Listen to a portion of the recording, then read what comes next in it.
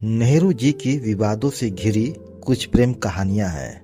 नमस्कार दोस्तों, आज हम बात करेंगे भारत देश के प्रथम प्रधानमंत्री पंडित जवाहरलाल नेहरू जी की कुछ अनसुलझी प्रेम कहानियों की। एडमिना माउंटबेटन ही एक अकेली महिला नहीं थी जिसे नेहरू जी ने प्यार किया था। एडविना माउंटबेटन के अलावा पद्मजा नायडू, मृदुला साराभाई और जैकलिन कैनेडी भी उनकी प्रेम कहानियों में शामिल थी। इस प्रेम कहानी की शुरुआत हम पद्मजा नायडू से करेंगे। पद्मजा नायडू भारत की स्वतंत्रता सेनानी सरोजिनी नायडू की बेटी थी। वह नेहरू जी से उम्र में 11 साल छोटी थी।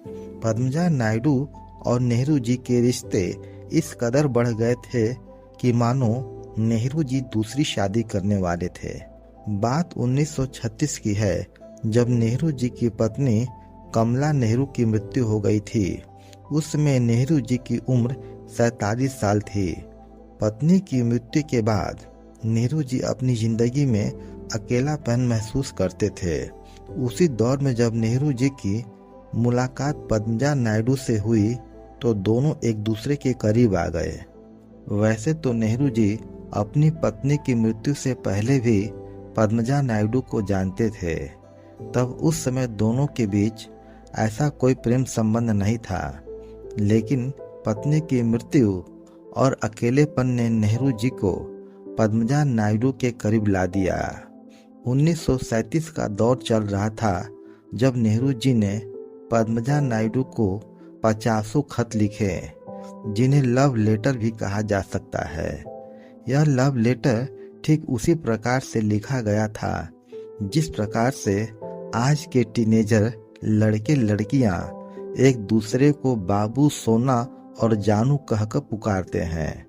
लेकिन आपको यह जानकर बहुत ही आश्चर्य होगा कि नेहरू जी भी अपने खतों में ऐसे प्रेम भरे शब्दों का इस्तेमाल किया करते थे। ऐसा ही एक पत्र है जिसे नेहरू जी ने पद्मजा नायडू को बेबी कहते हुए लिखते हैं कि तुम कैसी हो माय डियर, मैं तुम्हारे बारे में जानने के लिए मरा जा रहा हूँ।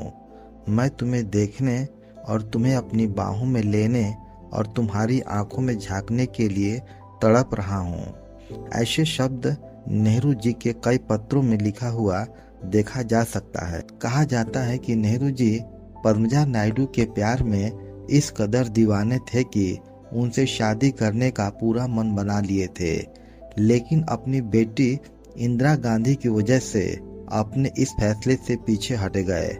उस समय इंदिरा गांधी की उम्र तकरीबन 20 या 21 साल रही होगी और वह अपनी मां की मौत की वजह से बेहद टूट चुकी थी। अपने पिता के प्यार और सहारे की जरूरत थी। कहते हैं कि नेहरू जी ने इसी वजह से पद्मजा नायडू से शादी नहीं की। कहा जाता है कि उस दौर में इंदिरा गांधी जी को अपने पिता नेहरू जी और पद्मजा नायडू के प्रेम संबंध बिल्कुल भी पसंद नहीं थे। देश की आज़ादी के बाद नेहरू जी ने पद्मजा नायडू को 1950 में भारतीय संविधान सभा के सदस्य के रूप में चुना और आगे उन्हें 1956 में पश्चिम बंगाल का राज्यपाल बना दिया, जहां 1964 में नेहरू जी की मृत्यु हो गई और 1975 में पद्मजा नायडू का भी निधन हो गया। लेकिन नेहरू जी की यह लव स्टोरी यहीं समाप्त नहीं होती है। आगे के एपिसोड में एडमिना माउंटबेटन, जैकलिन कैनेडी और मृदुला साराभाई की प्रेम कहानियों के किस्से अभी बाकी है। अगले एपिसोड में मैं आपको बताऊंगा कि कैसे लेडी माउंटबेटन के प्यार में पड़कर नेहरू जी ने इस देश के प्रधानमंत्री पद की गोपनीयता को भी तोड़ दिया था और किस तरह से नेहरू ने अपनी प्यारी एडमिना को देश का एक बहुत बड़ा राज बता दिया था।